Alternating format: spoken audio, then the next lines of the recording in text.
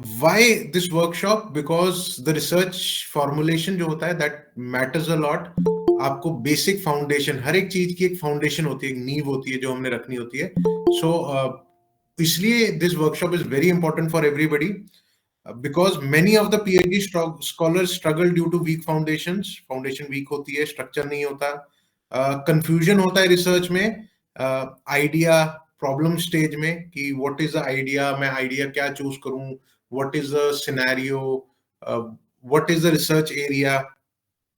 उसके बाद जब आप पुअर फॉर्मुलेशन करते हैं तो उसमें क्या होता है, leads to rejection, delay and frustration. ये बहुत इंपॉर्टेंट पार्ट है. पॉइंट नंबर 3 कि poor formulation means on the base of your research, अगर आप उसको नहीं फॉर्मुलेट करते हैं जो उसका फाउंडेशन है, तो अल्टीमेटली साइन ऑफ से रिजेक्ट होंगे आपके.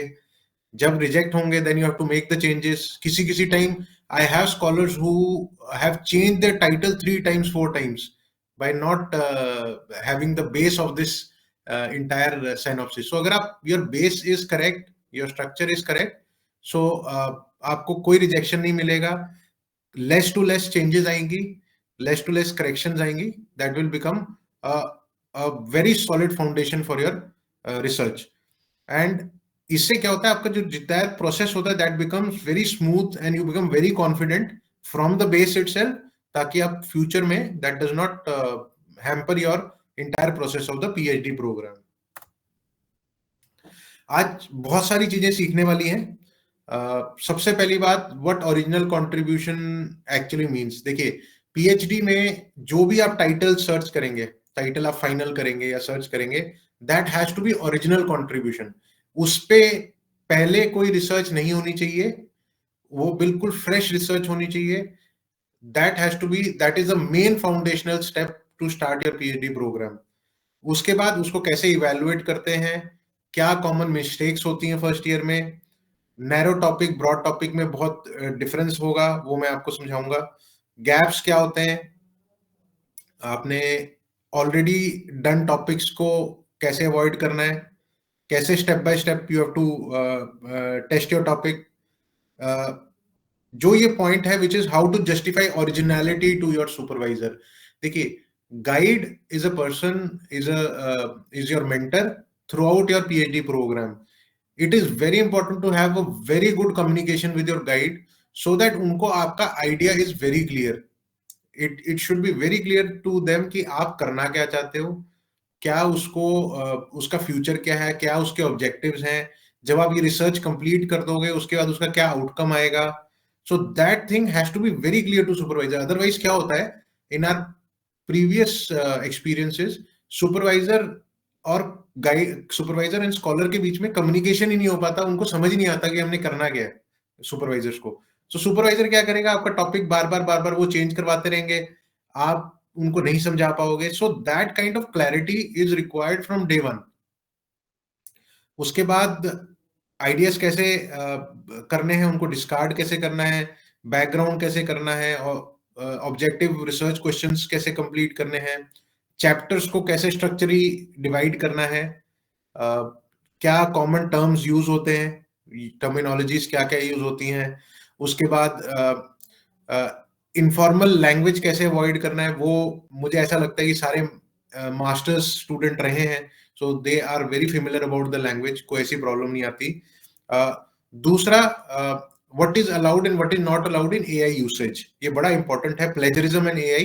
बिकॉज क्या होता है कि जितने भी आजकल सॉफ्टवेयर आए हैं, चैट GPT आ गया है या आपके और अदर सॉफ्टवेयर हैं जो आपको कंटेंट सर्च करते हैं. सो क्या करते हैं scholars will download the entire content from these software और वो पुट करते हैं. अब क्या हो गया, सॉफ्टवेयर आ चुके हैं प्लेजरिज्म के जिसमें आपका AI भी डिटेक्ट होता है.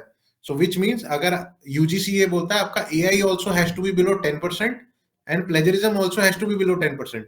तो होता क्या, आप एंड में आप सारा डिजाइन कर देते हो और जब आप सबमिट करते हो प्लेजरिज्म के लिए उसमें 100% AI आ जाता है, and that get rejected. So that we have to take care from the day 1 ताकि हमारी वो प्रॉब्लम ना आए. दूसरा, difference between thesis and journal writing. Article जो सबमिट करना था वो भी थोड़ा समझेंगे. पब्लिकेशन कब करनी चाहिए, कैसे टाइम सेव करना चाहिए, कैसे अपनी रिसर्च को डिफेंड करना चाहिए. So there are lot of things we will learn today. I am not getting into pro writing right now. मैं प्रो राइटिंग नहीं समझाऊंगा आपको.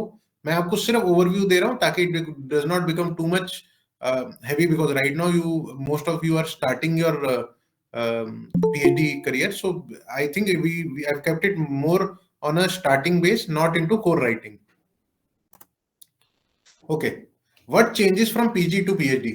अब most of the students, most of the क्या eligibility है PG, PG में आप लोगों ने सिलेबस को फॉलो किया है. there is a difference. PG का लेट से आपने एमए इंग्लिश किया होता है, एमए इंग्लिश का एक सेट प्रोसीजर है, अपना क्या कहते हैं, आपका सिलेबस है ऑफ द यूनिवर्सिटी जो आपने फॉलो किया. बट जो पीएचडी स्कॉलर्स में बहुत बड़ा डिफरेंस है. पीएचडी स्कॉलर एक डायरेक्शन क्रिएट करते हैं, बिकॉज टॉपिक होता है, टाइटल होता है, and you create the direction right now. So you are not following any syllabus in your PhD programme. जो पीजी होता है, स्टूडेंट होता है, रिप्रोड्यूस करता है नॉलेज को. लेट से एक पीएचडी इंग्लिश में अगर आपने कोई पर्टिकुलर ऑथर के बारे में पढ़ा है, and in your PhD scholar जो है वो उसको प्रोड्यूस करता है. लेट से आपने कंपैरेटिव एनालिसिस करना है दो ऑथर्स के बीच में, कि लेट से चार्ल्स डार्विन और दो ऑथर हैं, उनके बीच में आपने कंपैरेटिव एनालिसिस करके बताना है कि ये जो है ये क्रिटिकली अक्लेम्ड ऑथर है, ये क्रिटिकली अक्लेम्ड ऑथर नहीं है, दोनों में क्या डिफरेंस है. So you produce the knowledge, you don't reproduce the knowledge. Second, PG scholars, students होते हैं, they answer the questions. And the PhD scholar has a very big difference. You raise the questions. You raise the questions, जिसको हम कहते हैं objective and hypothesis, कि आपके ये हमें लगता है कि ये हो सकता है, ये नहीं हो सकता है, and we do a research on that. Then PG student depend on teachers, PhD scholar thinks independently. ये बहुत अच्छा aspect है. You are not bounded by any of the curriculum, any of the syllabus, any of the thing. You have your thought to think independently. So this is a very strong aspect which a PhD scholars have. PG students write descriptively, वो उसको लिखते हैं, जो PhD scholar है वो analytical उसको analyse करते हैं. ये बहुत अच्छा है, ये अपने माइंडसेट में डालिएगा. It is a very free course. Free course मतलब फ्री थॉटफुल कोर्स है. इसमें आपको मतलब it is not an too much academically aligned course, it is more of research aligned course. बहुत अच्छा स्ट्रक्चर्ड है, इसका प्रोसेस ऑलरेडी डिफाइंड है. जो आपके एग्जामिनर्स हैं वो अल्टीमेटली क्या आपसे लेंगे, दैट इज ओरिजिनल थिंकिंग होनी चाहिए आपकी, लॉजिकल आर्गुमेंट्स होने चाहिए, डेप्थ ऑफ अंडरस्टैंडिंग होनी चाहिए, कंसिस्टेंसी अक्रॉस चैप्टर्स बहुत इंपॉर्टेंट है. अगर आप पूरी थीसिस बना रहे हैं और उसमें 8 चैप्टर्स हैं, उसमें कंसिस्टेंसी होनी चाहिए. मतलब it should be in a very consistent way, कि पहला हमारा इंट्रोडक्शन आ गया, लिटरेचर व्यू आ गया, वो मैं आपको बताऊंगा. उसके बाद एंड में आके आपने क्या रिसर्च का मेथड यूज किया है, एंड उसके बाद क्या उसमें फाइंडिंग्स आई. तो इसकी कंसिस्टेंसी रखेंगे तो it is no worries that आपकी जो थीसिस है that will be justified. Justification of every discussion, जो आप डिस्कशन कर रहे हैं जस्टिफाइड होना चाहिए. कॉमन मिस्टेक जो फर्स्ट ईयर में करते हैं, that is changing topic repeatedly. अब मैंने आपको जैसे एग्जांपल दिया, there are lot of scholars जो टॉपिक्स को रिपीटेडली चेंज करते रहते हैं, कि आज कोई टॉपिक रख लिया, फिर किसी ने कोई और सजेशन करा, उसमें चेंजेस कर दिए. So when you are finalizing the topic, आपका कोर टॉपिक डे 1 पे रेडी होना चाहिए, and then you carry it forward. And अब रीडिंग है. अब जैसे फॉर एग्जांपल आपने एक टॉपिक फाइनलाइज किया कि मैं पीएचडी इंग्लिश का एग्जांपल दूंगा तो आपको थोड़ा सा क्लैरिटी होगा. 2 ऑथर्स के बीच में आपने कंपैरेटिव एनालिसिस करना है. अब आप रीडिंग करना शुरू करते हैं. Reading has to be with purpose. अब लेट्स से आप चैप्टर आपने डिफाइन नहीं किया, सिनॉप्सिस आपने डिफाइन नहीं किया, आप उसको पढ़े जा रहे हो, and that is not taking you to any end. So अगर आपने इंट्रोडक्शन लिखनी है तो you just take part of that, कि मेरे माइंड में है कि मैंने इंट्रोडक्शन बनाना है अपना, and I start reading according to. So you have to purposely reading आपकी होनी चाहिए.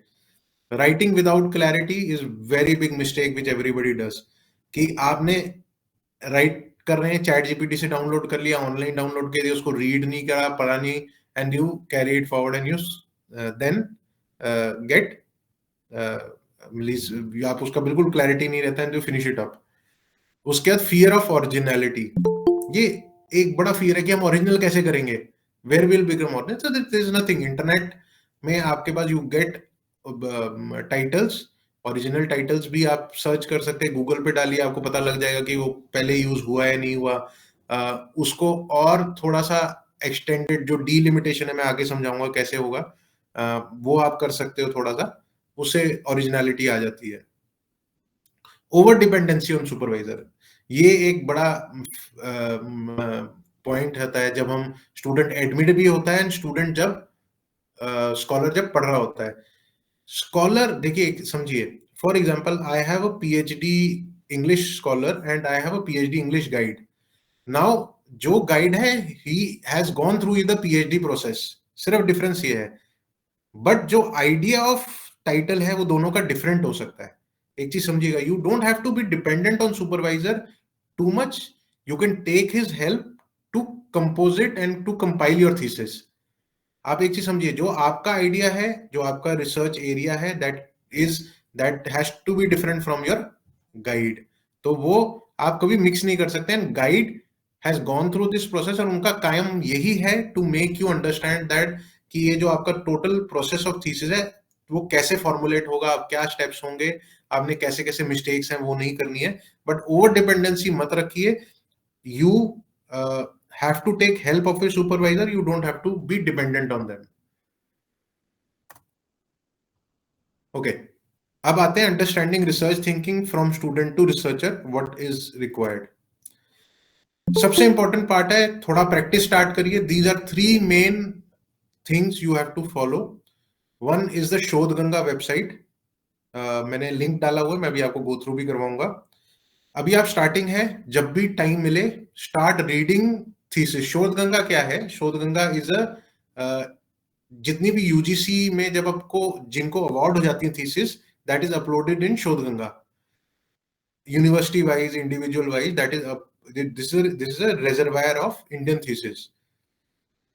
जो भी स्कॉलर हैं अभी से इसको स्टडी करना शुरू करें, एक एक चैप्टर पढ़ें, जब टाइम मिले तब पढ़ें, मोबाइल पे पढ़ें, you can go through your mobile phone, जब भी आप ट्रैवल कर रहे हो start reading it, you will have lot of क्या कहते हैं thesis into it, chapter wise, abstract wise, आपको समझ आएगा कि कैसे अलाइनमेंट होती है, क्या उसमें स्ट्रक्चर होता है। सेकेंड इज जो हमारा सबसे इंपॉर्टेंट पार्ट होता है पीएचडी का, that is article writing. 2 articles required होते हैं।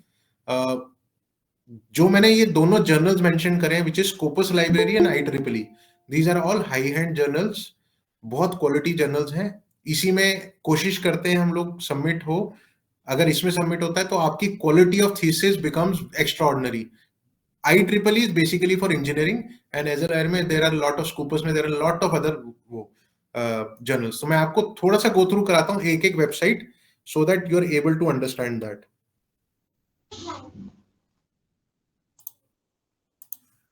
Okay, now this is Shodh Ganga। open when you open it, आप सर्च में जाएंगे, कोई यूनिवर्सिटी टाइप करेंगे, you will find all the universities into it. अब जैसे मैंने दिल्ली यूनिवर्सिटी ओपन किया हुआ है, तो यूनिवर्सिटी ऑफ दिल्ली की एक कम्युनिटी है, this is what is the community. अब ये आपके नीचे सारे थीसिस आ गए, थीसिस के टाइटल्स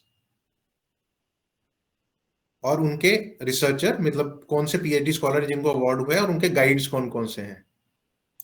तो लेट से अभी मैं 2021 की एक ओपन करता हूं, विच इज दिस थीसिस। अब आप नीचे जाएंगे, इधर आपको टाइटल भी मिल जाएगा, declaration, certificate, table of content, table of list of figure, abbreviation, acknowledgement, abstract, chapter 1, chapter 2, chapter 3, chapter 4, chapter 5 and finally the recommendation. So total thesis is uploaded into this, ये यहाँ पे लेफ्ट हैंड साइड में। अब late से मैंने for example title पढ़ना है, so I open it across, so this is the title. Okay, this is vulnerability, abuse and health condition of homeless people in Delhi।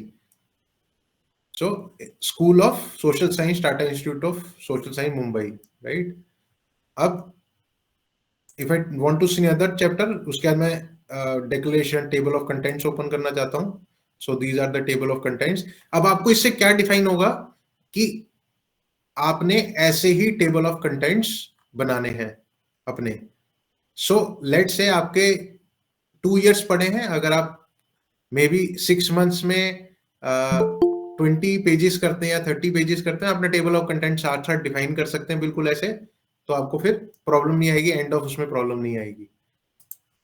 Then I सी, मैं एक chapter देखता हूँ, this is chapter 1, introduction and review of literature, properly aligned chapter है। सो अगर आप देखा जाए, उन्होंने chapter 1 it is made of 31 pages. अगर आप चैप्टर वाइज को भी अपने पीएचडी में डिफाइन करेंगे, अगर आपने 31 पेजेस 6 मंथ्स में प्रिपेयर करने, so I don't think that is a very very big task. Define problem यही आती है कि we don't divide the entire thing. So Shodhganga को take it as a knowledgeable tool, starting में start reading it and understanding the how the thesis are made, क्या क्या उनके structure होते हैं। अब मैं आता हूं स्कोपस जर्नल्स में।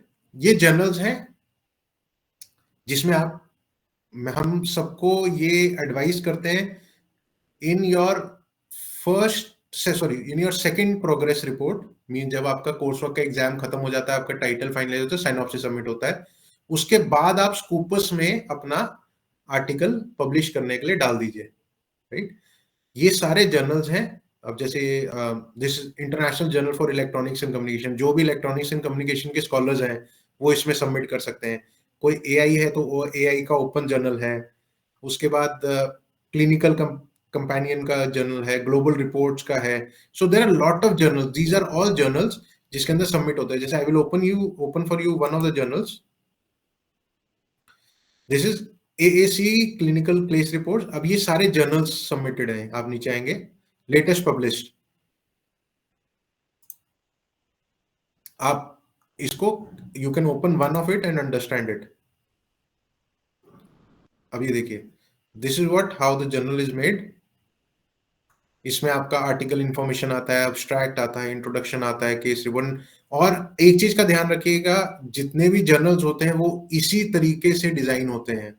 अगर आपने क्वालिटी जर्नल रखना है, it has to be design. इसमें ऐसा नहीं है कि आपने you have to make 200 pages. अब ये जर्नल आपका 4 पेजेस का बना हुआ है, विच मीन्स आर्टिकल है।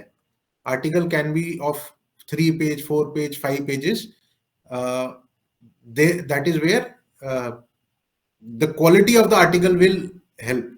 क्योंकि क्या होता है, जब आप स्कोपस जर्नल की बात करूंगा, इसमें सबसे पहले आपका मैन्युस्क्रिप्ट सबमिट होता है, एक छोटा स्क्रिप्ट सबमिट होता है। अगर वो अप्रूव होता है then you submit the article. Secondly, बहुत स्कॉलर्स को एक बड़ा क्वेश्चन होता है कि आर्टिकल के कितने पैसे लगेंगे, what would be the charges of the article, क्या पैसा लगेगा एंड ऑल दोस थिंग्स।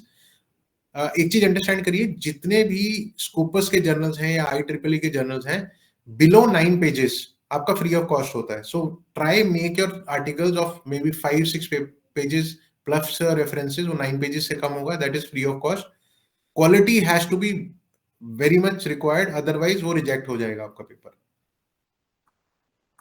तो आप इसमें गो थ्रू कर सकते हैं, there are lot of papers into it, आप इसमें आराम से इसको गो थ्रू कर सकते हैं। अब मैं आपको IEEE दिखाऊंगा। जो ये IEEE जर्नल है, ये बेसिकली जर्नल है आपका उसका इंजीनियरिंग जर्नल है।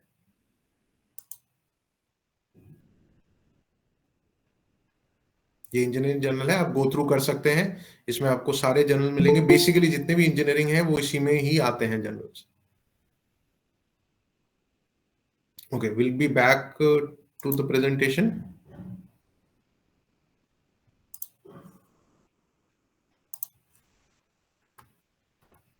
ओके, ठीक है। ओके, अब will go to the next step which is student thinking and researcher thinking. दोनों में क्या फर्क है। जो स्टूडेंट है, दैट लर्न सिलेबस, आप क्रिएट नॉलेज करते हैं। स्टूडेंट थिंकिंग में आप फॉलो इंस्ट्रक्शंस करते हैं। As a researcher you have to take decisions.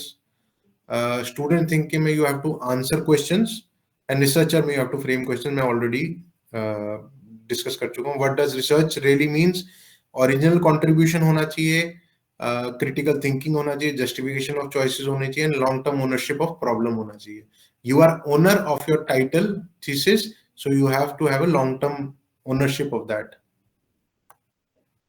Okay, research idea and problem formulation जो बड़ा इंपॉर्टेंट है। पहला स्टेप है कि how do you formulate your idea and other things.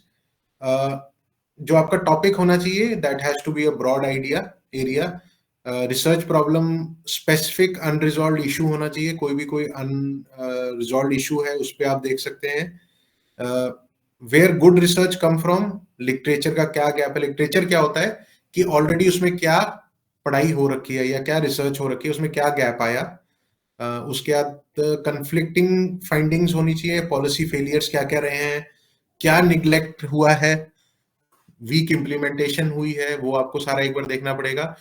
अब जैसे लेट से आप लोगों ने you are already completed your masters, तो मास्टर्स में आपने लेट से एमबीए है या एमएससी है या एमटेक है, तो उसमें आप लोगों ने इंटर्नशिप्स या थीसिस या वो सारा कुछ किया होगा। You can carry it forward, उसका एडवांस वर्जन भी कर सकते हैं, ताकि it becomes easy for you to understand how to identify a real problem. क्या वर्क नहीं कर रहा, क्या इनएडिक्वेटली एड्रेस्ड है, that is where you have to see that.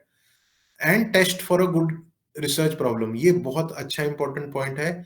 Is it specific, क्या आपकी रिसर्च जो टाइटल है वो स्पेसिफिक है, क्या वो रिसर्चेबल है, वो देखना पड़ेगा। क्या आप उसको डिफेंड कर सकते हो अगले 5 साल प्लस 5 years मोर, क्या वो कंट्रीब्यूट करता है सब समथिंग न्यू में। तो वो बड़ा इंपॉर्टेंट पार्ट है टू स्टार्ट योर टाइटल, ये बड़ा इंपॉर्टेंट है। जैसे मैं आपको छोटा एग्जांपल देता हूँ, मेरे पास एक रिसर्च स्कॉलर आए, उन्होंने बोला कि I want to do a socio economic changes in buying behaviour of womens in India. अब मैंने उनके साथ बैठा, मैंने कहा सर अगर आप इंडिया का करते हैं, so which means you have to take analysis of throughout India. Now, as a single research scholar, it is not possible for you to take the entire thing for entire India. So फिर उनको reduce करके, he was from Bhopal, so reduce करके socio-economic study of buying behavior of women's, pattern of women's from social media in the state, in the district particular करके concise करके, और उनको particular area concise कर दिया ताकि वो रिसर्चेबल हो जाए। ऑल इंडिया आप रिसर्च कर ही नहीं सकते, कितने आप क्वेश्चनियर भरवाओगे, कितने आप क्वेश्चन पूछो। So that is where you have to read into a particular concised form, concised area. Originality of research very important, it has to be contextual होना चाहिए, सेक्टर बेस्ड होना चाहिए, कंपैरेटिव करो, कंपैरेटिव मतलब दो चीजों को कंपेयर कर लो, वो इजी होता है। इंटरप्रेटिव होना चाहिए, कॉस्मेटिक चेंजेस नहीं होने चाहिए, कॉपी बेस्ड फ्रेमवर्क नहीं होना चाहिए, वही ओरिजिनलिटी में प्रॉब्लम आएगी। ओके, सबसे इंपॉर्टेंट पार्ट होता है जब आपका कोर्स वर्क कंप्लीट होगा, साइनॉप्सिस। अब साइनॉप्सिस क्या होता है, मैं आपको छोटा सा एग्जांपल बताता हूँ। जब आप बुक प्रिंट करते हैं उससे पहले उसका एक फ्रेमवर्क बनाते हैं, जब आप एक घर बनाते हैं उसका एक पहले you make a base of that, आप कोई प्रोजेक्ट करते हैं so you make a base of that. Synopsis is a blueprint of your entire PhD. उसमें चैप्टर्स क्या क्या होंगे, मेथड क्या क्या यूज करोगे, ऑब्जेक्टिव्स क्या क्या होंगे, हाइपोथेसिस क्या क्या होंगे, और उसका एक्सपेक्टेड आउटकम क्या होगा। So synopsis is your base, so be very very rest assured कि आपका synopsis plays a very critical part of your thesis. जब आपका साइनॉप्सिस सबमिट हो जाता है और आपका टाइटल फाइनलाइज होता है, which means your PhD get registered, आपको आरडीसी लेटर मिलती है, तो where your synopsis is entirely has to be very solid. तो introduction, problem statement, objectives, research question, methodology and expected contribution, ये 5-6 पॉइंट रखिए and then you carry it forward. Alignment rules, proper alignment होना चाहिए, problems, objective, question, methodology, बस simple. Your entire synopsis should be aligned according to this. Rules बड़े simple है, start with one clear research problem, title एक final करिए, one research problem. Alignment का जो rule है वो स्ट्रिक्टली फॉलो करिए। यू जैसे बिल्कुल स्ट्रिक्ट, जैसे फॉर एग्जांपल A4 साइज की शीट होनी चाहिए, उसमें आपका गैप 1.5 होना चाहिए, टाइम्स न्यू रोमन होना चाहिए, फॉन्ट साइज 12 होना चाहिए। तो इसको अलाइनमेंट रूल स्ट्रिक्टली फॉलो करिए। ऑब्जेक्टिव्स को लिमिटेड करिए। मैंने स्कॉलर्स देखे हैं कि they put 10-10 15-15 objectives, not required. आप 3 ऑब्जेक्टिव रखिए, उसको लिमिटेड रखिए।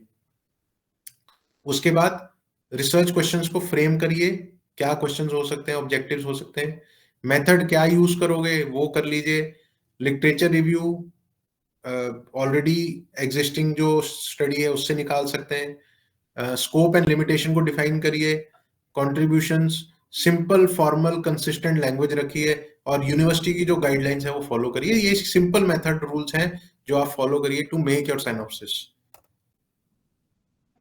फॉर्मेटिंग गाइडेंस मैं आपको बता देता हूँ। यूजुअली हर एक यूनिवर्सिटी का 95% सेम होता है, बट कोई यूनिवर्सिटीज, जैसे there are few universities who ask synopsis in storytelling format और कुछ होता है नैरेटिव फॉर्मेट। तो 99% नैरेटिव होता है, few of the university takes in storytelling format. Length हम ये कहते हैं कि don't have it more than 10 to 15 pages, because क्या है कि साइनॉप्सिस 30, 35, 40 पेजेस बनाने का कोई फायदा नहीं है। हैव इट स्पेसिफिक होना चाहिए, 10 to 15, 20 मैक्सिमम, जिसके अंदर पेज साइज होना चाहिए आपका A4। मैंने मार्जिन आपको बताया, लेफ्ट में 1.5, राइट में 1, टॉप में 1, बॉटम में 1। फॉन्ट साइज टाइटल का 14, हेडिंग 12, टेक्स्ट नॉर्मल होना चाहिए, लाइन स्पेसिंग 1.5 होनी चाहिए। ये सारे एक आपका स्ट्रक्चर ऑफ थीसिस है, सॉरी साइनॉप्सिस है। अलाइनमेंट, जस्टिफाइड टेक्स्ट होना चाहिए, हेडिंग लेफ्ट अलाइन होनी चाहिए, पेज नंबर होना चाहिए, हेडिंग के सारे फॉर्मेट्स होने चाहिए। जैसे इंट्रोडक्शन है, अगर इंट्रोडक्शन के नीचे उसका बैकग्राउंड और है तो 1.1 होना चाहिए। डेकोरेटिव स्टाइल्स अवॉइड करिए, नहीं रिक्वायर्ड होता कि इसको आप अलग अलग तरीके के बुलेट पॉइंट्स लगा दें या आजकल आइकन्स बने हुए हैं, ऐसा मत करिए। पैराग्राफ रूल्स होता है, leave one blank line between paragraphs, no extra spacing होनी चाहिए। टेबल्स, शुरू से जब आप पहला टेबल डालें, टेबल 1, फिगर 1 उसको करते रहिए ताकि आपको एंड में जाके उसकी एडिटिंग में ना काम करना पड़े। उसके लास्ट में आपके रेफरेंसेस साइटेशन आते हैं, वो एपीए स्टाइल्स यूज होते हैं। एपीए स्टाइल्स आपको इंटरनेट चैट जीपीटी में मिल जाएगा, आप टाइप करेंगे तो you can get the APA style. Footnotes कुछ डालना है। Plagiarism has to be below 10%, 15% नहीं, 10% से कम होना चाहिए। फॉर्मल लैंग्वेज होनी चाहिए, no first person language unless permitted, only formal language is required for your formatting. थोड़ा सा टर्म्स समझेंगे, क्या क्या टर्म्स होते हैं, ताकि we are able to understand what is the time. Incorrect terminologies अगर आप यूज करोगे तो एग्जामिनर को कंफ्यूजन होगी, वीक आर्गुमेंट्स होंगे, रिजेक्शन आएगा। एंड की टर्म्स को क्लैरिफाई करें तो method, methodology, research gap, variables, scopes, अभी वो मैं आपको सारा एक बार री एक्सप्लेन करूंगा।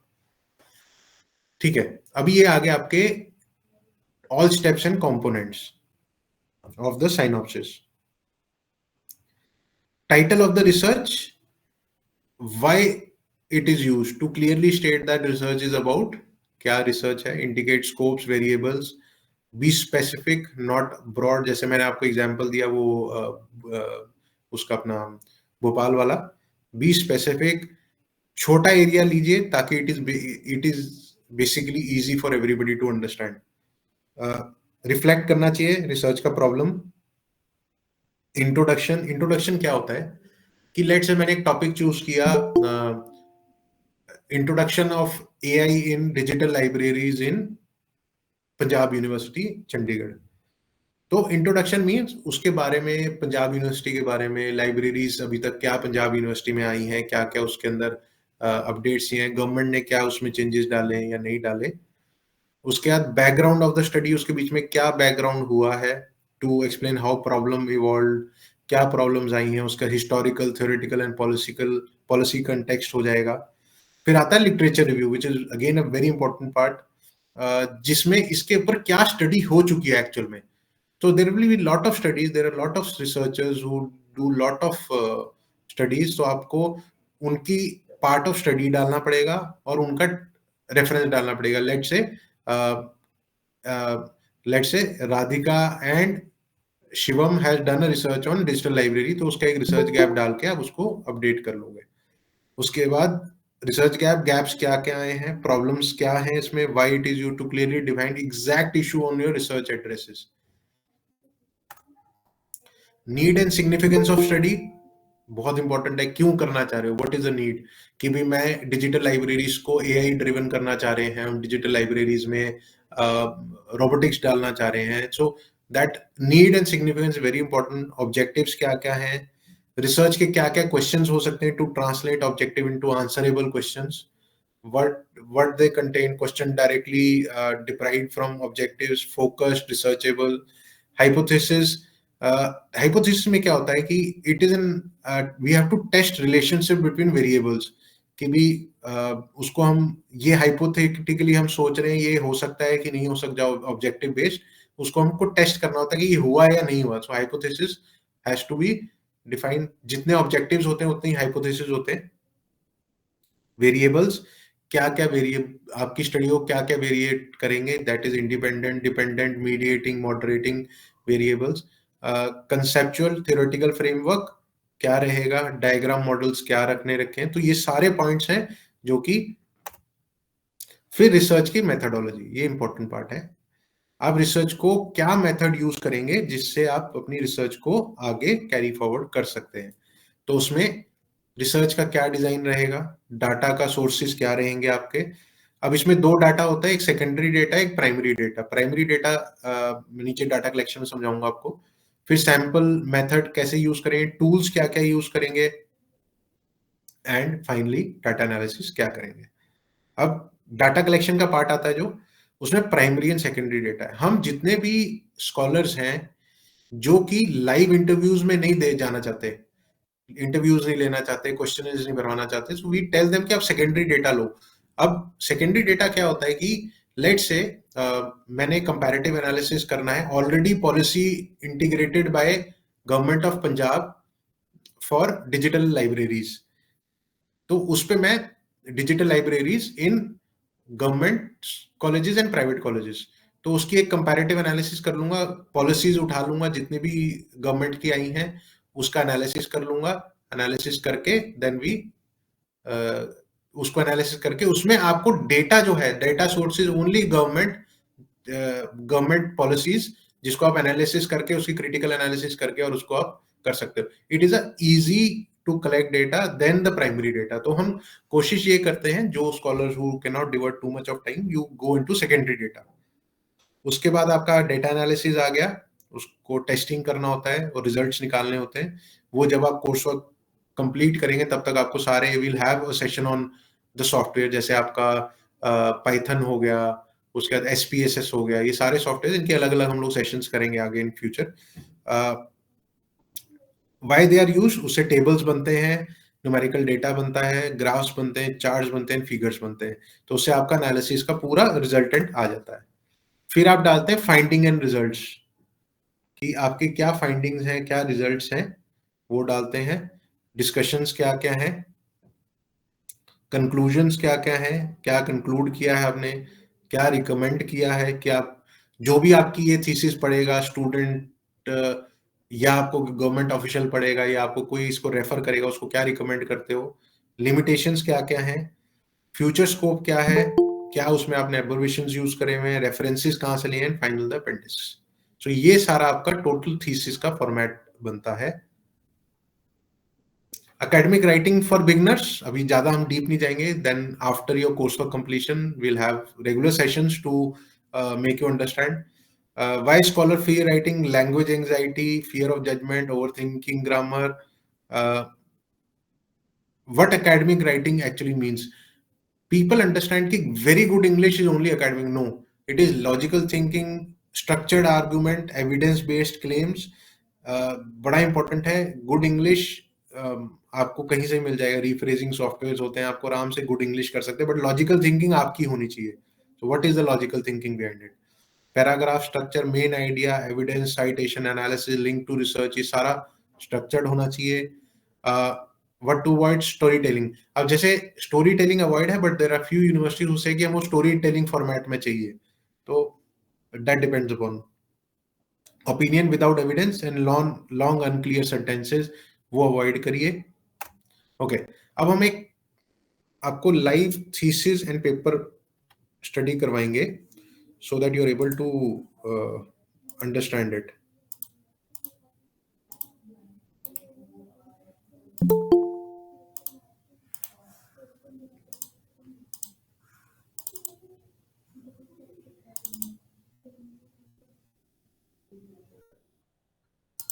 ओके,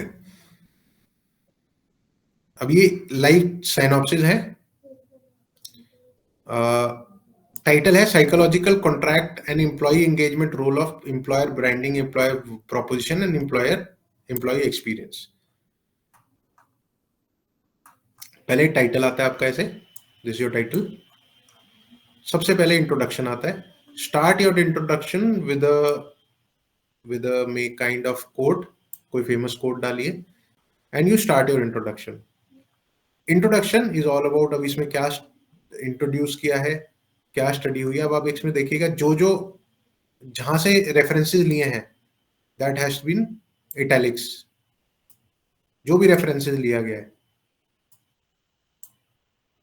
जिस भी उस साइटेशन से हुआ है that has been marked in italics.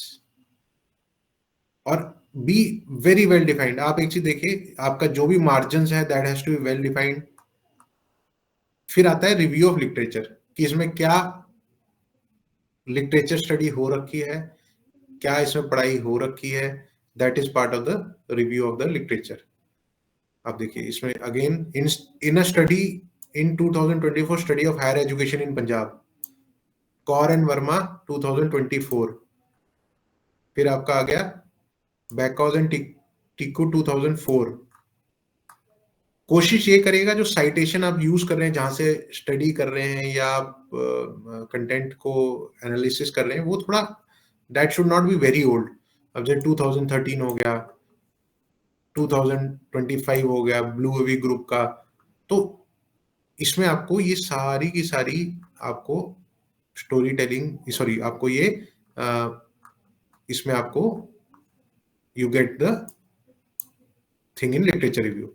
अब आता है research gap and justification of study. क्यों हम रिसर्च गैप क्यों किया है, उसमें रिसर्च गैप निकाल दिया कि फ्रेगमेंटेड अंडरस्टैंडिंग ऑफ रिकंस्ट्रक्ट्स, फिर contextual void in Indian landscape, वो कहते हैं वॉइड है इंडियन लैंडस्केप के अंदर। फिर उसके अंदर limited exploration of mediating mechanism, limited है मीडिएटिंग मैकेनिज्म। उसके बाद इंपेरिकल इंटीग्रेशन कम है। फिर हमने जस्टिफिकेशन क्या मांगी है कि भी हम जस्टिफिकेशन क्यों है स्टडी की, वो लिखी है। उसका एकेडमिक जस्टिफिकेशन हो गया, प्रैक्टिकल जस्टिफिकेशन हो गया। उसके बाद थ्योरेटिकल फ्रेमवर्क हम लोग क्या रख रहे हैं इसका, वो हमने मेंशन किया है। थ्योरी मॉडल क्या है, उसके प्रिंसिपल्स क्या है, वेरिएबल से कैसे रिंग करता है, स्कोप क्या है स्टडी का, very important. This study will cover IT ITS professional working in selected organisations इन दिल्ली। तो हमने इसको स्कोप कर दिया कि हम लोग आईटी आईटीएस प्रोफेशनल वर्किंग्स उनकी स्टडी को कवर करेंगे specifically in research area. By limiting the scope of professionals of Delhi's IT, the research captured workforce known for high competition, high iteration, making it relevant and meaning setting for this investigation. वो उन्होंने बोला कि हमने ये particularly इसलिए choose किया because high competition है and high iteration है। उसके बाद रिसर्च के ऑब्जेक्टिव्स बनाए हैं, बेसिकली ओनली 4 ऑब्जेक्टिव्स, उसके 4 हाइपोथेसिस हमने बना के इसको फिनिश कर दिया। फिर आता है रिसर्च का मेथोडोलॉजी, पहला रिसर्च डिजाइन, उसके बाद ओवरव्यू बना दिया रिसर्च का क्या अप्रोच रख रहे हैं हम, क्वांटिटेटिव एनालिसिस, जो आपको भी कोर्स वर्क में you will be understanding analysis कैसे होता है। रिसर्च डिजाइन हम कैसे कर रहे हैं, टाइप ऑफ इन्वेस्टिगेशन क्या है, कैजुअल एंड कोरिलेशन है, स्टडी सेटिंग क्या है, नॉन कोविड है, and time horizon cross sectional है, सिंगल पॉइंट ऑफ टाइम है। उसके बाद अभी जैसे मैम ने आपसे प्रीवियसली, मैम सोनिया मैम ने आपसे डिस्कस किया होगा how to calculate the sample size, ये आगे भी हम डिस्कस करेंगे।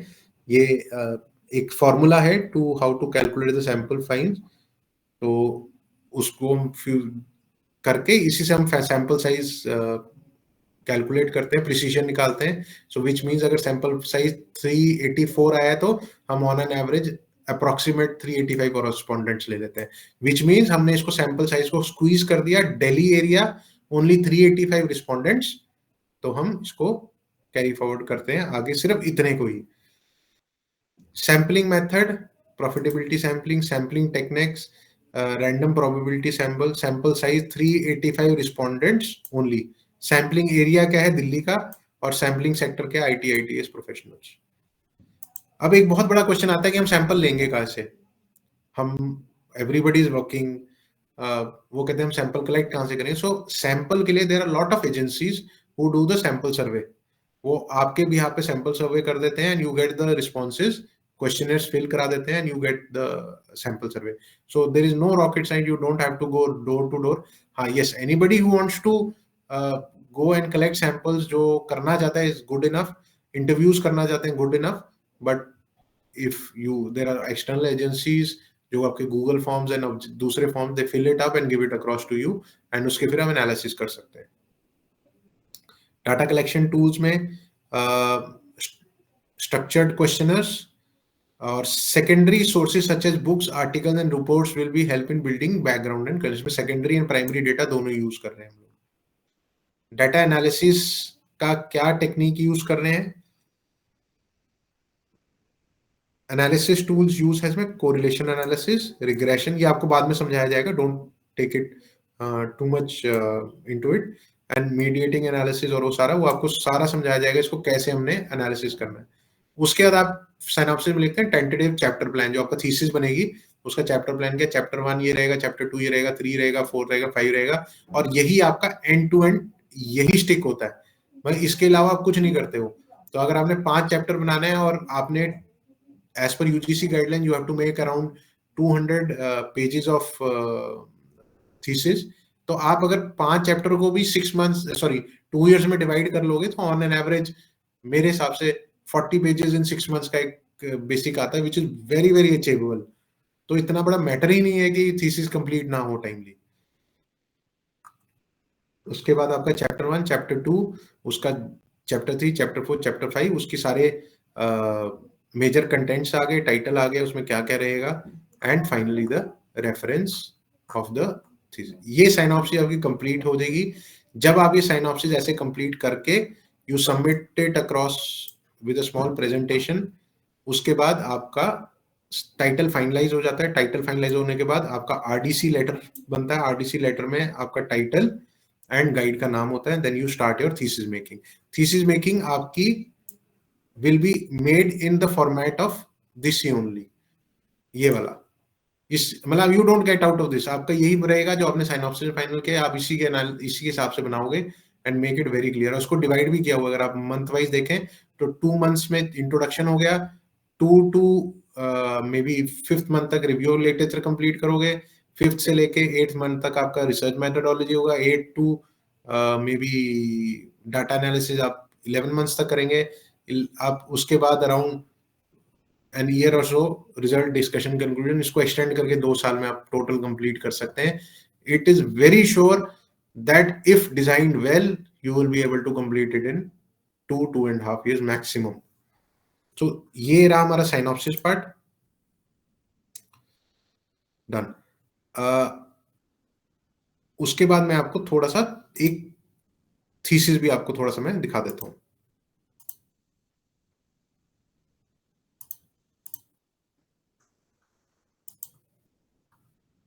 ओके, ये एक थीसिस है ऑफ अ पर्टिकुलर स्कॉलर।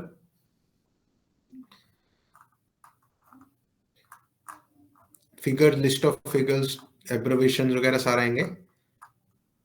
अब आप कोरिलेट करिए जो आपने साइनॉप्सिस सबमिट करी है तो डिफरेंट स्टूडेंट, बट कोरिलेट करिए जो आपने साइनॉप्सिस पढ़ी है। चैप्टर 1 इंट्रोडक्शन हो गया, आपने वो इंट्रोडक्शन को एक्सपैंड कर दिया, it goes like this, objective of the studies आ जाएगा, फिर फ्रेमवर्क्स आ जाएंगे, Excuse me, sir. Good morning. आ जाएंगी, Good morning, sir. और रिव्यू ऑफ लिटरेचर आ गया जो हमने देखा, सेकंड चैप्टर लिटरेचर रिव्यू आ गया।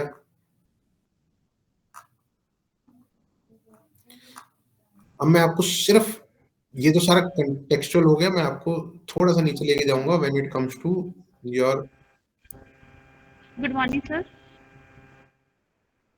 Analysis part.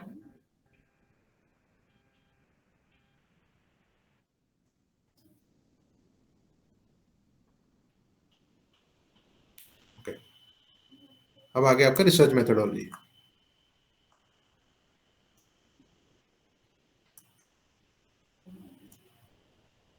This is a very important part. अब इसमें हमने पिक किया हुआ है कंपोनेंट, रेगुलरिटी, इन्वायरमेंटल एनालिसिस, उसमें हमने क्या लिया, पर्पस ऑफ रिसर्च के, उसका डेटा क्या है। ये सेकेंडरी डेटा वाली थीसिस है जिसमें आरबीआई के सर्कुलर्स हो गए, आरबीआई की फाइनेंशियल रिपोर्ट्स हो गई, बीओसी की क्लाइमेट रिस्क सिनारियो हो गए, सारे गवर्नमेंट की डेटा सोर्सेज हैं। तो सारा सेकेंडरी फ्रेमवर्क में, इसमें कोई इंटरव्यूज नहीं है, कोई क्वेश्चन नहीं है, कुछ नहीं है। फिर उसके बाद बैंक की एनुअल रिपोर्ट्स हैं, सस्टेनेबिलिटी रिपोर्ट्स हैं, डिस्क्लोजर्स हैं, रिस्क मैनेजमेंट हैं, बैंक मेथडोलॉजीज हैं, क्या उन्होंने किया है, एनजीएफएस सिनेरियो डेटाबेसेस हैं। ये सारा सेकेंडरी डेटा से पिक किया गया थीसिस है, उसी की एनालिसिस की है।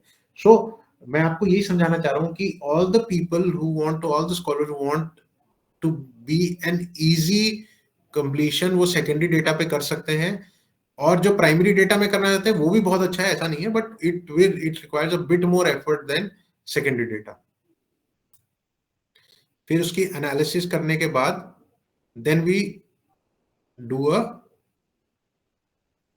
टेस्टिंग। टेस्टिंग के बाद रिजल्ट्स कैसे आते हैं मैं आपको दिखा देता हूं थोड़ा सा।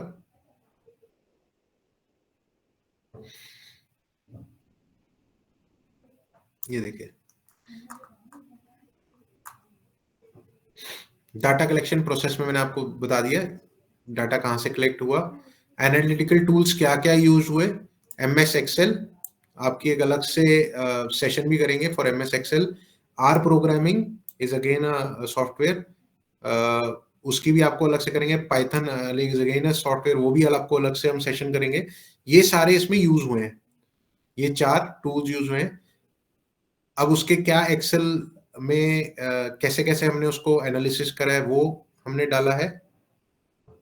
उसके बाद उसका क्या रिजल्ट आया है वो हमने डाला है। उसके बाद ये आर प्रोग्रामिंग की हमने शीट्स डाली हैं जो प्रोग्रामिंग हुई हैं। ये सारा आपको बताएंगे, it is not rocket science, very easy. आपको कैसे करना है, क्या सेशंस रहेंगे, वो सारा आपको करके बताएंगे। उसके बाद क्या उसके रिजल्ट्स आए, टाइम सीरीज कैसे बना है, वल्नरेबिलिटी इंडेक्स कैसे निकला है। उसके बाद हीट मैप्स होते हैं, ये कैसे बनाने हैं वो भी बताएंगे। सो ये भी सॉफ्टवेयर ही होते हैं, उससे बनता है। You have to just put it across and complete it. बहुत बड़ा मैटर नहीं है। लास्ट पार्ट होता है आफ्टर योर एनालिसिस वगैरह, लास्ट पार्ट आएगा। तो लास्ट का जो स्टेप है वो दिस इज व्हाट। उसके बाद उसके आपके रिग्रेशंस क्या क्या बने हैं, रिग्रेशन एनालिसिस हो जाता है। सो हम कैसे डिफाइन करते हैं वो भी आपको सिखाएंगे। सिनेरियो मॉडलिंग कैसे रहती है,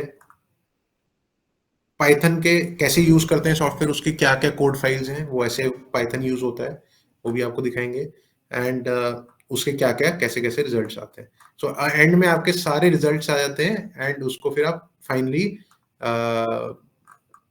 आप उसको फाइनल रिजल्ट्स में डाल देते हैं कि यार मेरा ये रिजल्ट आया after my scenario sampling of design. तो this is how the thesis is defined. You don't require more than maybe 200 odd pages thesis, nothing more is required.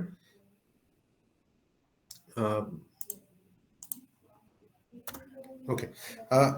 Smart and ethical use of technology बड़ा important है। आजकल chat GPT है, chat GPT से most of the scholars ये problem करते हैं कि chat GPT से सारा डाउनलोड कर लेते हैं एंड फिर उसकी रिजेक्शन आती है। तो बी, अगर आप कोई कंटेंट डाउनलोड भी करना चाहते हैं, रिफ्रेश करिए अपनी लैंग्वेज में, उसको रिफ्रेश करके लिखिए, वर्ड में फिल करके उसको थोड़ा अपनी लैंग्वेज में लिखेंगे तो उसमें ह्यूमन टच डालिए। रेफरेंस मैनेजर्स यूज कर सकते हैं, ग्रामर टूल्स यूज करते हैं। There are lot of softwares जिसमें ग्रामर आपको टच करते हैं, चेक कर सकते हैं, ऑनलाइन मिल जाएंगे आपको। साइटेशन का डेटाबेस यूज कर सकते हैं। एआई जनरेटेड आर्गुमेंट्स मत करिए, ऑटोमेटेड पैराफ्रेजिंग मत करिए, फेक साइटेशन मत डालिएगा। कॉन्सिक्वेंसेस क्या होंगे प्लेजरिज्म के, आपको चार्जेस बार बार देने पड़ेंगे। आपका प्लेजरिज्म आ गया 30, फिर आएगा 25, फिर आएगा 20, चेंजेस करते करते करते you been spending lot of money on plagiarism, rejection होगी। एंड फाइनली क्या होता है कि जब 6 इयर्स, बड़ा फ्रस्ट्रेशन आता है जब 6 इयर्स होता है, वो डिग्री कैंसलेशन तक भी चला जाता है। सो इसको पहले से ही प्लान करके चलिए ताकि you don't have any problem in getting the. अब मैं आपको एक ना प्लेजरिज्म रिपोर्ट चेक कराता हूं ताकि यू गेट एन अंडरस्टैंडिंग कि एक्चुअली में होता क्या plagiarism. Okay, now this is a plagiarism report. ये ऐसे प्लेजरिज्म आती है जैसे इसमें 3% ऑफ ओवरऑल सिमिलैरिटी लिखा हुआ है, विच मीन्स हमारी जो similarity from internet any of the sources is only 3%। तो यूजीसी बोलता है 10% से कम होनी चाहिए, तो देन दिस इज एप्लीकेबल। अगर ये 10% ज्यादा होगा तो आपको एप्लीकेबल ही नहीं, आपको लेंगे ही नहीं थीसिस या सिनॉप्सिस। तो उसमें टॉप सोर्सेज क्या क्या है, कहाँ से वो आया है, फिर उसके हर एक लाइन की इंडिपेंडेंट एनालिसिस होता है। टॉप सोर्सेज कहाँ कहाँ है, पब्लिकेशन कौन सी यूज कहाँ से निकाला है, इंटरनेट सोर्स कहाँ से निकाला है, स्टूडेंट के कौन कौन से पेपर से एनालिसिस निकला है, फिर उसके बाद पब्लिकेशंस कौन कौन से एनालिसिस निकला है, और उसमें परसेंटेज भी आप ये चेक करिए, लेस देन 1%। मतलब अगर इसकी एनालिसिस के लिए मैंने सी किशोर रेड्डी और इनका पब्लिकेशन देखा है तो लेस देन 1% का डेटा वहां से पिक किया है। उसके बाद आपका हर एक लाइन का एनालिसिस आएगा, ये देखिए। So we cannot run with any of कि हम सोचे हम डेटा इंटरनेट से निकालेंगे एंड वो अभी एआई का भी सॉफ्टवेयर है और प्लेजरिज्म का भी software. At Lamrin we have all in house softwares for AI plagiarism. आप वो regularly we can check it across.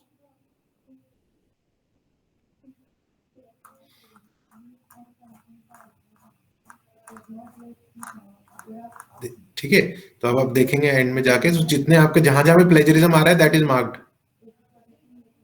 So you can not run from plagiarisms. तो हमें स्टार्टिंग से ही we have to take care of it and we can we have, मतलब अगर हम इसका टेक केयर करेंगे then we can carry it forward. Why formatting matters, university का कंप्लाइंस होता है, फॉर्मेटेड होना चाहिए, एकेडमिक डिसिप्लिन होना चाहिए, लास्ट मिनट डिले मत रखिए, टाइमली कंप्लीट करिए।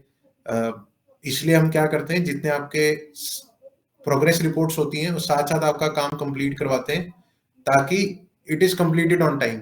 जब पीएचडी टाइमली कंप्लीट है उससे बड़ी सेटिस्फैक्शन हो ही नहीं सकती किसी के लिए, timely completion of the PhD programme. Research ethics बहुत इंपॉर्टेंट है। एथिक्स मैम ने सेशन भी लिया था, डॉक्टर नवनीत मैम ने। एथिक्स क्यों इंपॉर्टेंट है, अगर आप किसी क्वेश्चनर ले रहे हैं, उनका डेटा ले रहे हैं, मोबाइल नंबर ले रहे हैं, ईमेल आईडी ले रहे हैं, इंटरव्यू ले रहे हैं, उसका मिसयूज ना हो। जो जो हमारे क्लिनिकल वाले पीएचडी स्कॉलर्स हैं, मे बी एमएलटी हो गया या फार्मेसी हो गया, अगर कोई लैब टेस्टिंग करनी है या एनिमल टेस्टिंग करनी है, उसका एक क्लिनिकल एथिकल सर्टिफिकेट होना चाहिए कि nobody should be harmed in that. So ethics has to be very simplified. Research की क्रेडिबिलिटी होनी चाहिए, मिसिंग कंसेंट होना चाहिए।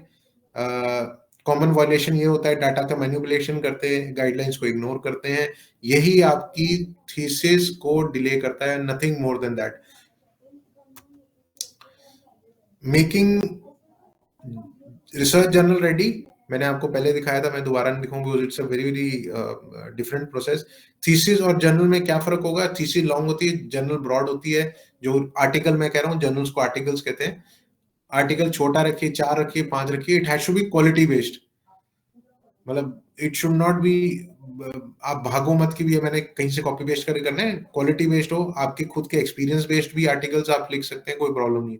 How to prepare, select one clear contribution, journal का स्कोप देखिए, रिव्यू क्रिटिसिज्म देखिए, फास्ट, अगर आपको फास्ट एक्सेप्टेंस चाहिए, नो रियल पीयर रिव्यू होना चाहिए, और उसके बाद आपका ये आपका डैमेज एकेडमिक रेपुटेशन करता है। एक चीज समझिए, there are lot of journals in the market जो कि कहीं पब्लिश नहीं होते। It is advisable for every single person कि जो आप जर्नल यूज कर रहे हैं उसका एकेडमिक रेपुटेशन होना चाहिए। मैंने आपको रिसर्च आर्टिकल स्कोपस का दिखा दिया था, you can study that. Viva awareness from day one, हमेशा याद रखिएगा कि वाइवा में, फाइनल वाइवा में आपसे क्या पूछा जाएगा। सबसे पहले ओनरशिप आपकी है तो बी कॉन्फिडेंट कि मेरा प्रोडक्ट, मेरा टाइटल है, मेरी ओनरशिप है, मेरी इसके अलावा कोई नहीं कर रहा। सो हैव दैट क्लैरिटी होना चाहिए, कंसिस्टेंसी रखिए एंड कंट्रीब्यूशन रखिए। फेलियर क्या होता है, आप ऑब्जेक्टिव में कंफ्यूज होते हो, जस्टिफिकेशन नहीं होती, कॉन्ट्राडिक्ट कर रहे होते हो बिकॉज आपने कॉपी पेस्ट किया होता है, कॉन्ट्राडिक्शन होता है। प्रिपरेशन इज की, कीप नोट्स, बहुत इंपॉर्टेंट है, छोटे छोटे नोट्स बनाते रहिए। देखिए हमारा टारगेट है 180 to 200 पेजेस, छोटे छोटे छोटे छोटे छोटे छोटे नोट्स भी आप बनाते रहेंगे, you will be able to reach your thesis exactly in 2 years, no problem. Document की डिस्कशंस करते रहिए, send it across to your guide, उनको समझाइए, मीट देम ऑनलाइन ऑफलाइन, जो नियर टू द यूनिवर्सिटी है, come offline to the university, एक दिन बैठिए, डिस्कशन करिए, ऑनलाइन डिस्कशंस कर लीजिए, अंडरस्टैंड एवरी चैप्टर को डिवाइड करके उसको कंप्लीट करें। दीज आर, ये आप डे 1 से अपने माइंड में रखेंगे, you will be able to continue. So I think presentation मेरा हो गया। I can take questions one by one if anybody has that. Hello. Hello. I can take one by one. Just go. Yeah. Hello. Yeah, Deepika, please. Good morning, sir. Morning, Deepika. And Happy New Year to everyone. Happy New Year. Yeah. Actually, sir, my query is regarding अगर हम जो अपना thesis complete कर लेते हैं, उसके बाद जो प्लेगरिज्म हमारा चेक होगा, वो हमारा गाइड खुद चेक करेगा हमारा प्लेगरिज्म? नहीं, वो यूनिवर्सिटी में सबमिट करेंगे। यूनिवर्सिटी में। सो सर, उसके चार्जेस हमें पे करने पड़ेंगे या वो फ्री ऑफ कॉस्ट होगा? देखिए, वन और टू फ्री ऑफ कॉस्ट हो जाता है, बट अगर रिपीटेड वो उसके पे चार्ज। सॉरी सर, कितने टाइम मतलब हम कर सकते हैं अपना चेक? हम प्रोसेस क्या करते हैं, आप एक चैप्टर उसका प्लेजरिज्म करते हैं, फिर चैप्टर 2 बनाएंगे, उसका प्लेजरिज्म, उसके चार्जेस। तो जब आप प्लेजरिज्म डे 1 से करते हैं, तो you will not have final plagiarism. Sir, आपकी वॉइस कट रही है। ओके, अभी loud is clear? Now sir, yes sir. Yes. तो हम क्या करते हैं, जैसे चैप्टर 1 है, उसका प्लेजरिज्म करते हैं, फिर चैप्टर 2 का प्लेजरिज्म करते हैं, चैप्टर 3 का प्लेजरिज्म करते हैं। सो एंड में जब आपका प्लेजरिज्म कर रहा है, तो फिर आपको प्रॉब्लम भी आती है। सर एक्चुअली वॉइस एको कर रही है। मैं बता रही हूँ सर, नहीं, अभी भी एको कर रही है, मतलब आप क्लियर नहीं है।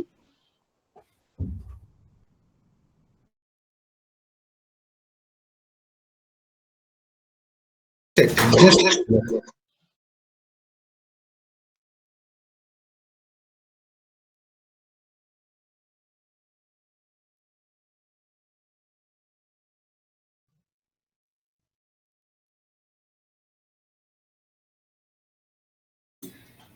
अभी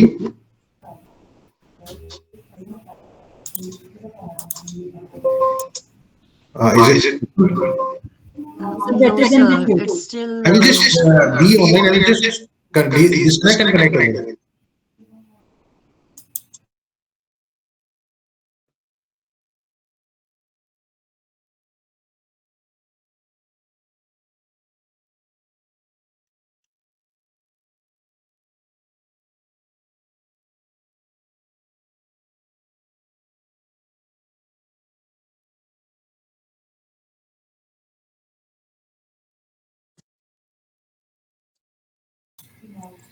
Now it is clear?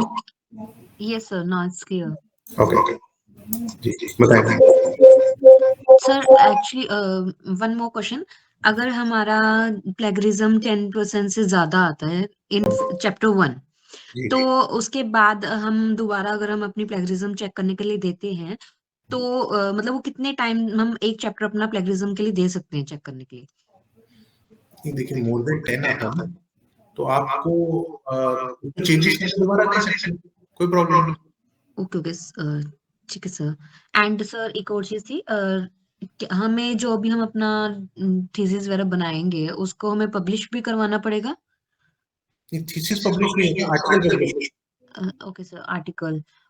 तो वो हमें जो आर्टिकल अपना पब्लिश करवाना पड़ेगा, तो वो हमें कोई लाइक किसी उसमें प्रॉपर जर्नल में पब्लिश करवाना पड़ेगा, या फिर हम अपने आप खुद करवाएं, या कोई यूनिवर्सिटी हमें बताएगी भी किस किस में करवा सकते हैं? नहीं, there are lot of journal, ऐसा नहीं है। जैसे फॉर एग्जांपल आपका स्कोप दिखाया है या आपका मैंने एल्जेवियर दिखाया है, तो there are lot of journal submit कर सकते हैं। यस सर, बट जो काफी हैं इनके चार्जेस भी काफी काफी ज्यादा होते हैं, तो हम अगर किसी कम उसमें करवाएं तो इससे इससे कोई दिक्कत तो नहीं है? लाइक कई बाद में यूनिवर्सिटी कहेगी नहीं आपको इसी में ही करवाना था स्पेसिफिक, नहीं देखिए, क्वालिटी क्योंकि ऑफ कभी कई बार जनरल, फेक्स भी निकलती हैं कुछ, वो बाद में पता चलती है और हमें ऐसा नॉलेज नहीं है कि भी कौन सी वाली ज्यादा सही है और कौन सी नहीं है। नहीं देखो, quality of journal will matter, yes sir. है ना? क्वालिटी होगा उसका, मतलब it will not make good sense.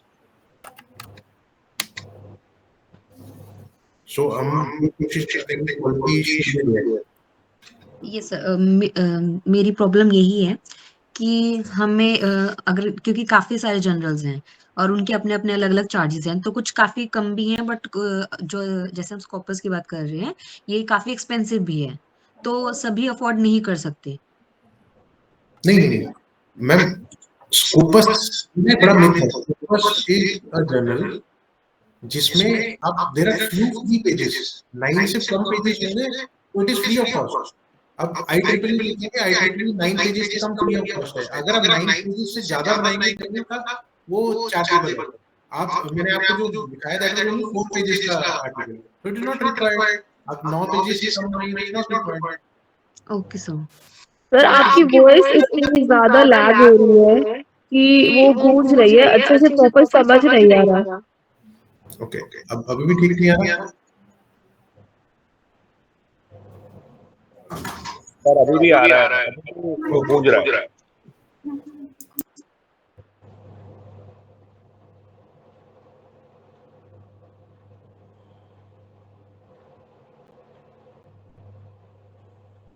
Hello, आप प्लीज ये जितने भी स्कॉलर्स हैं वो ना आप क्वेश्चन जो है ना माइक ऑफ कर दीजिए जिसकी क्लियर आवाज आएगी। Thank you.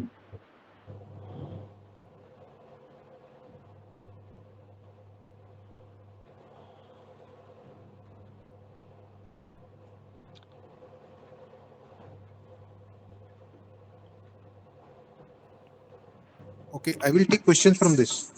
Abhi, if it's clear.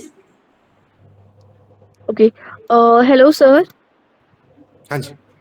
Sir हमें पता कैसे लगेगा, जैसे स्कॉपर्स के लिए गाइडेंस मार्केट में तो इतने सारे क्लोन जर्नल्स हैं, तो हमें कैसे पता लगेगा ऑथेंटिक कौन सा है और क्लोन कौन सा है? नहीं, आपने ऐसे नहीं करना। इसमें क्या होता है, जब आप स्कोपस जर्नल प्लान करते हैं तो आप ना ORCID बनता है आपका एक, और ORCID बनेगा, वो हम स्टेप बाय स्टेप बने, और सेकंड प्रोग्रेस रिपोर्ट का आप करेंगे तब हम बनाएंगे आपका ORCID, एंड हम स्कोपस के जर्नल्स आपको रेगुलरली भेजते रहेंगे कि this journal is open for management, this journal is open for may be pharmacy, this journal is open for क्या कहते हैं आपका लॉ। तो हम आपको रेगुलरली भेजते रहेंगे। There is no problem in such a getting information about journal. We are there after your second progress report. Okay, तो हमें मतलब जैसे पीएचडी में होता है कि इतनी पीयर रिव्यूड जर्नल्स इतने मैंडेटरी है, इतनी कॉन्फ्रेंस लगानी मैंडेटरी है, स्कॉपस की कॉन्फ्रेंसेस या स्कॉपस के जर्नल्स में पब्लिकेशंस इतनी है, तो उनकी क्या रेंज रहेगी? लाइक कितने पीयर रिव्यूड्स हमें करवाने हैं, कितनी कॉन्फ्रेंसेस हमारी मैंडेटरी है? 2 journals will be required, 2 article submissions required, and 2 conferences required. Conferences you don't have to take any problem, because in duration of your 2 years we'll have lot of conferences, international national conferences in the university, okay, तो आप वहां पे cover कर सकते हैं। Journals भी आपका second progress report में सबमिट करेंगे। It will take, yes, free journals में आपको बताना भूल गया, free journals takes around a year और सो फॉर पब्लिकेशन। तो हम सेकंड ही प्रोग्रेस रिपोर्ट में सबमिट कर देते हैं ताकि till you finish it across, तो आपके जर्नल्स पब्लिश हो जाए।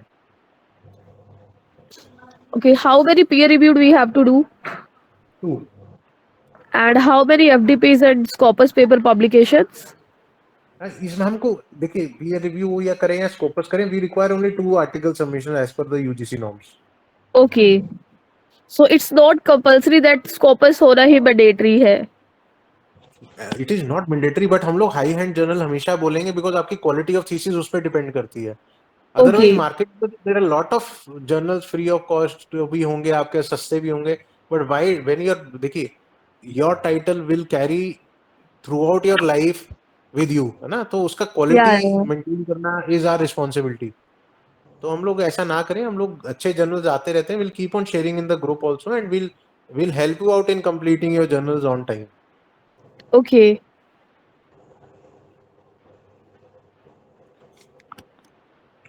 सर ये पूछना था कि ये प्लेगरिज्म चेक करने के लिए कौन सा सॉफ्टवेयर सबसे बढ़िया है और क्या ये फ्री ऑफ कॉस्ट है या खरीदना पड़ता है? सर ये पेड होता है, बट मेरे को ऐसा लगता है सर अभी don't focus too much on it very very starting. जब हम साइनॉप्सिस बनाते हैं तब एक बार प्लेजरिज्म करेंगे, उसके बाद आपके लेट से 5 या 6 चैप्टर्स हैं, हम 5 या 6 चैप्टर्स को कंप्लीट करते करते मतलब 6 to 7 प्लेजरिज्म करेंगे। तो that is also I guess, I don't think कि we have to too much focus on buying a software. Will give you a support from the university side कि आपको जो बेसिक प्लेजरिज्म रिक्वायर्ड है will get it done. Okay sir. Sir ऐसे free of मतलब कोई ऐसा online नहीं available होता है जो हम पर्सनली चेक कर सके कोई चीज? नहीं sir, online every plagiarism check is paid, तो I don't think there is a very good option right now. अगर आप करना चाहते हैं, lot of websites where you plagiarism का पे करके you can get the plagiarism check, तो वो कोई प्रॉब्लम नहीं है। But when we are giving you that option and this very early stage to get your plagiarism check, है ना, हम वो ऑप्शन तो दे ही रहे हैं जहां जहां पे आपको प्लेजरिज्म चेक है, university will get it done, कोई प्रॉब्लम नहीं है। ठीक है सर। सर जैसे आपने थीसिस रीड करने के लिए एक वेबसाइट पोर्टल बताया, शोध गंगा, तो एजुकेशन के अगर पर्टिकुलरली हमने स्टडी करने हो तो उसके थीसिस रीड करने के लिए कोई यही साइट है या कोई और है सर? सर इसमें मैं आपको शोध गंगा थोड़ा सा और एलैबोरेट कर देता हूँ। शोध गंगा में जब आप यूनिवर्सिटी में जाएंगे तो राइट हैंड साइड में सारे स्पेशलाइजेशंस हैं, एजुकेशन होगी, लॉ होगी, फार्मेसी होगी, आप उन पे क्लिक करिए तो आपको उसी से स्पेसिफिक थीसिस मिल जाएंगे। ठीक है सर, थैंक यू।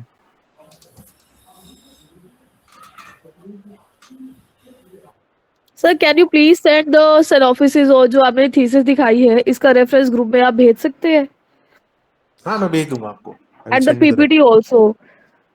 हाँ मैं पीपीटी भेज दूंगा, रिकॉर्डेड सेशन लिंक भी भेज देंगे। Okay. Good morning, Hello, sir. good morning, sir. Morning. I will take one question, पहले पूजा मैम का ले लेता हूँ, नीतू मैम आपका करता हूँ question. Yes Pooja. Okay. Thank you, sir.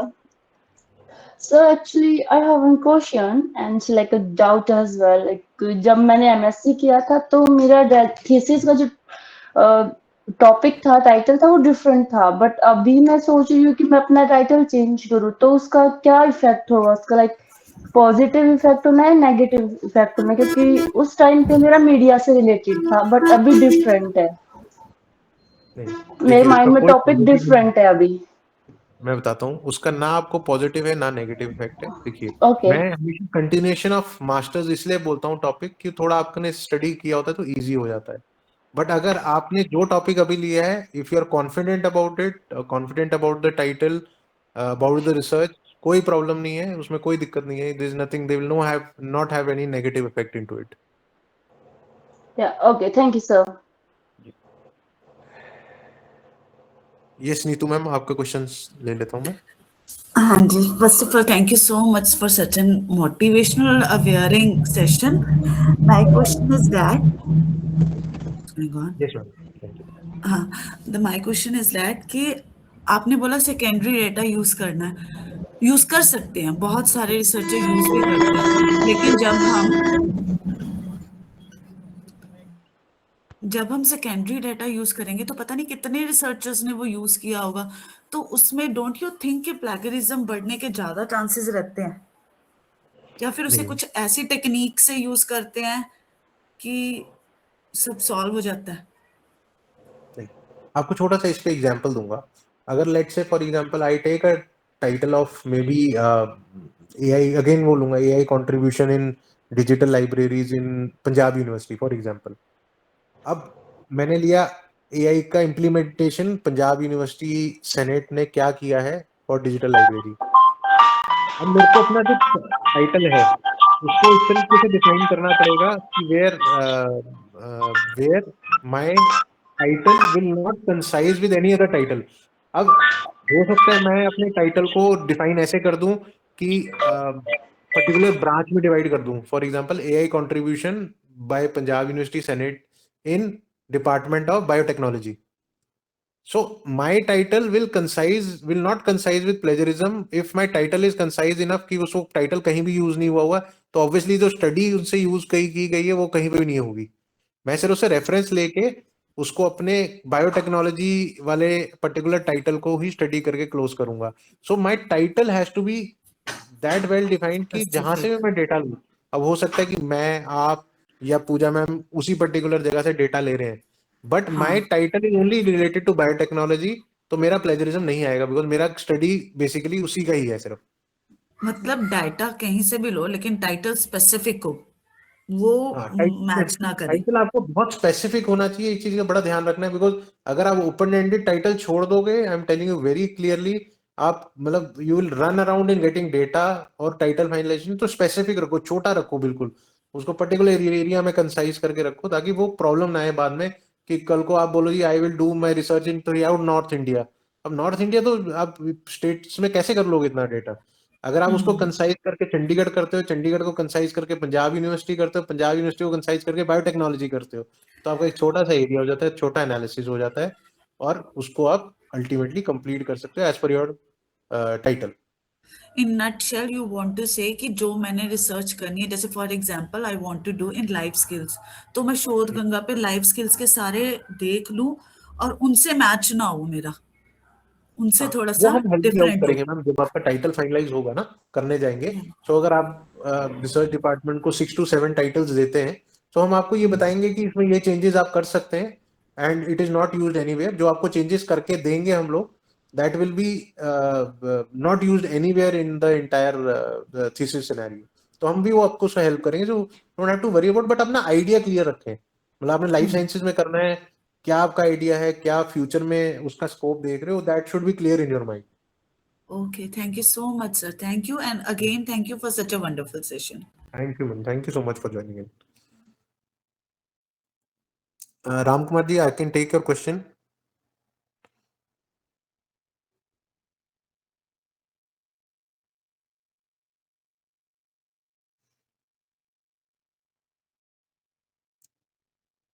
Agar if you have any of the questions, you can write down on chat box also. यहाँ पे लिख दीजिए. I will respond you back. इसी में ही I can discuss on the call. मैंने अभी message लिखा है इन कॉल मैसेजेस में.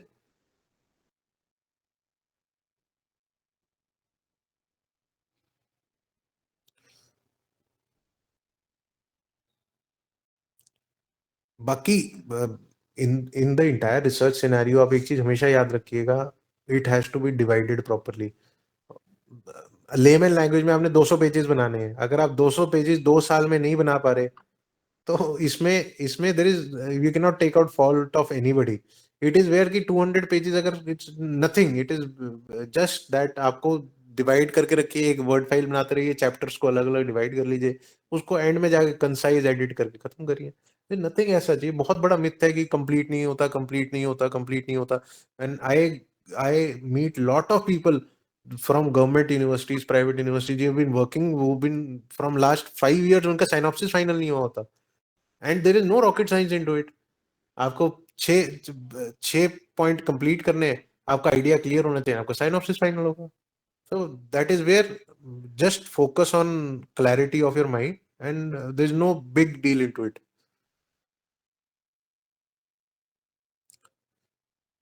So ऐसा है, if anybody had a question, आप ग्रुप में है, you can contact your particular coordinators for it. Otherwise research department में कॉन्टैक्ट करिए. Will be able to help you out on that. देखिए, मैं आपको एक चीज बड़ा रेस्ट एश्योर करता हूँ, लैमरिन में we are not like any other university की आपको आप आओ, मैं आपको रिस्पॉन्स नहीं करूंगा, मैं आपको जवाब नहीं दूंगा. Will support you through out. हमारा मेन टारगेट ये है कि जो मिथ ऑफ पीएचडी है कि भी वो खत्म नहीं होता timely, we have to clear that. मतलब हमारा टारगेट है कि 2.5 years में मैं आपकी प्री सबमिशन कराऊं and then we call for the final viva. तो let's be very very enthusiastic about it. हम लोग पॉजिटिव होके चले. एंड फ्रॉम लैमरिन साइड, फ्रॉम एमरा साइड, हम लोग आपको 200% सपोर्ट करेंगे फॉर इंटायर रिसर्च प्रोसेस, ताकि हम लोग इसको टाइमली कंप्लीट करें and we get the final awarded degrees. So if you have any other questions, you can contact your coordinators, you can contact research department, and we'll have all interactive sessions in coming week also, जिसमें मैं थोड़े से softwares plan कर रहा हूँ, जैसे R programming हो गया, पाइथन हो गया, तो उसका एक सेशन करेंगे ताकि आपको थोड़ा सा एनालिटिकल टूल्स की इंफॉर्मेशन बेटर मिले. So thank you everybody for joining in, and wish you a very happy new year. मैं starting में forgot to wish you all. So we'll have a wonderful year, and we'll have a wonderful year dedicated to research with LAMP. Thank you, sir. Thank you. Thank you, sir. Thank you. Thank you, sir. Have a good day. Thank you.